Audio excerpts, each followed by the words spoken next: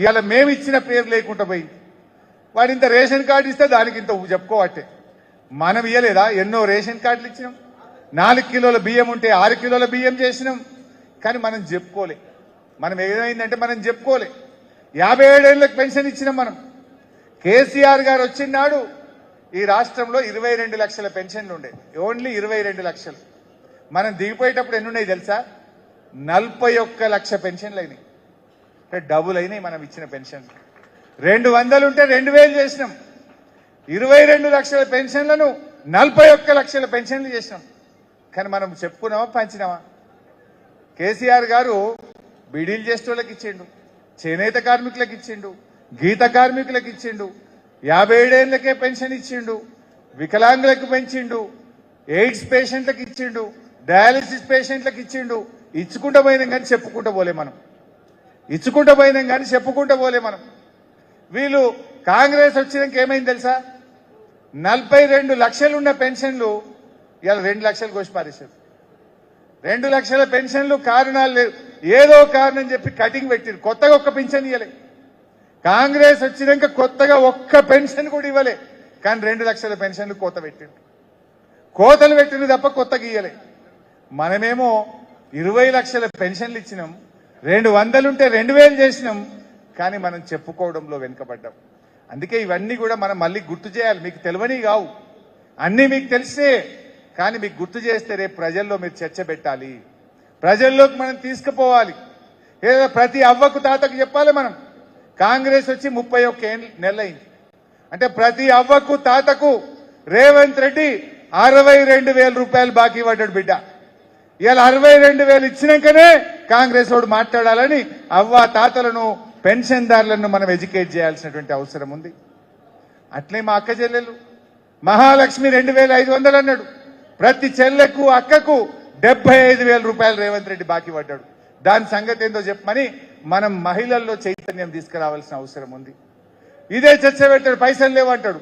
పైసలు ఎందుకు లేవు? మరి మూసీకి ఎక్కడికి వచ్చినాయి? ఫ్యూచర్ సిటీకి ఎక్కడికి వచ్చినాయి? అందాల పోటీలకు ఎక్కడికి వచ్చినాయి? ఫుట్బాల్ షోకులకు ఎక్కడికి వచ్చినాయి? 2 క్యాంప్ ఆఫీసులు కట్టుకోవడానికి ఎక్కడికి వచ్చినాయి రేవంత్ రెడ్డి అని మనం ప్రజల్లో చర్చ పెట్టాల్సిన అవసరం. ఇవన్నీ మీరు మంచిగా తీసుకొని పోండి. ప్రజలకు అన్ని అర్థమవుతున్నాయి. ప్రజలు ఒక మాట అంటున్నారు ఇప్పుడు, ఈ స్కాముల ప్రభుత్వం పోవాలి, మళ్ళీ స్కీముల ప్రభుత్వం కేసీఆర్ రావాలి అంటున్నారు. ఎన్ని స్కీములే మనవి? కేసీఆర్ వచ్చినాక స్కీములే స్కీములు. నెలకొకటి వచ్చు, 2 నెలలకు ఒకటి వచ్చు. ఇప్పుడు ఏంది? నెలకొక్క స్కామ్. హైడ్రా కూడా ఒక పెద్ద స్కామ్, హ్యామ్ రోడ్లో ఒక స్కామ్, విద్యుత్తులో ఒక స్కామ్, సింగరేణిలో ఒక స్కామ్, గురుకుల టెండర్లలో ఒక స్కామ్. అసలు స్కాములే స్కాములు. స్కీములు లేవు కానీ స్కాములు ఫుల్ ఉన్నాయి. అందుకే వీటన్నిటినీ కూడా మనం మంచిగా ప్రజల్లోకి తీసుకొని పోదాం. తప్పకుండా ఇవాళ ఇంకొక మాట, లాస్ట్ మాట చెప్పి నేను ముగిస్తా. మొన్న ఎప్పుడో రేవంత్ రెడ్డి మహబూబ్నగర్ జిల్లాకు వచ్చిండు. బీఆర్ఎస్ పార్టీని మొలకెత్తనీయ, పోయిన తాప 2 గెలిచిండ్రు, ఈసారి అది కూడా గెలవనీయ అన్నాడు. అవుతుందా? రేవంత్ రెడ్డి నీ మొహానికి మొలకెత్తిన ధాన్యం కొనే తెలివి లేదు కానీ బీఆర్ఎస్ పార్టీని మొలకెత్తనీయ అని మాట్లాడతావా నువ్వు? మొలకెత్తిన వడ్లు కొనే తెలివి లేదు నీకు, కానీ ఇంకా బీఆర్ఎస్ ను మొలకెత్తనీయ అని ఈ మొనగాడు మాట్లాడుతుండు. రాసి పెట్టుకో. పోయినసారి కొడంగల్లో మా నరేందర్ అన్న నిన్ను చిత్తుగా ఓడగొట్టినాం. నువ్వేదో గుడ్డి మా దెబ్బలో పోయి మళ్ళీ ఎంపీ గెలిచినావు 5,000తో. మళ్ళా మా నరేందర్ అన్నతో సహా మా పాలమూరులో 14 గెలిచి తీర్థం, బీఆర్ఎస్ అధికారంలోకి వచ్చి తీరుతుంది. అట్లని మనం ఓవర్ కాన్ఫిడెన్స్ ఉందామా? గర్మే బయటింగే క్యా? పోరాటం చేయాలి. లోకల్ ఇష్యూస్ మీద కొట్లాడాలి. మీరు కాన్స్టెన్సీ ఇష్యూ, జిల్లా ఇష్యూ ఉంటే లక్ష్మణ కొట్లాడతాడు. మండలంలో ఇష్యూ ఉంటుంది, గ్రామంలో ప్రజా సమస్య ఉంటుంది.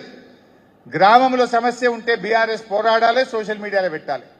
మండలంలో సమస్య ఉంటే మండల నాయకత్వం పోరాడాలి, దాన్ని సోషల్ మీడియాలో పెట్టాలి. ఎరువులు దొరకలేవు, మండల నాయకులు పోవాలి, పోరాడాలి, సోషల్ మీడియాలో పెట్టాలి. వడ్లు కొంటలేరు, మండల నాయకత్వం మండలంలో పోరాడాలి.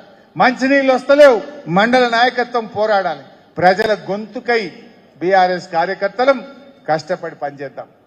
మళ్ళీ మన నాయకుడు కేసీఆర్ ను ముఖ్యమంత్రి చేసుకొని ఈ రాష్ట్రాన్ని మళ్ళీ అభివృద్ధిలో ముందుకు తీసుకుపోయే బాధ్యత మరి తెలంగాణ తెచ్చిన ఉద్యమకారులుగా కార్యకర్తలుగా మన మీదనే ఉంది.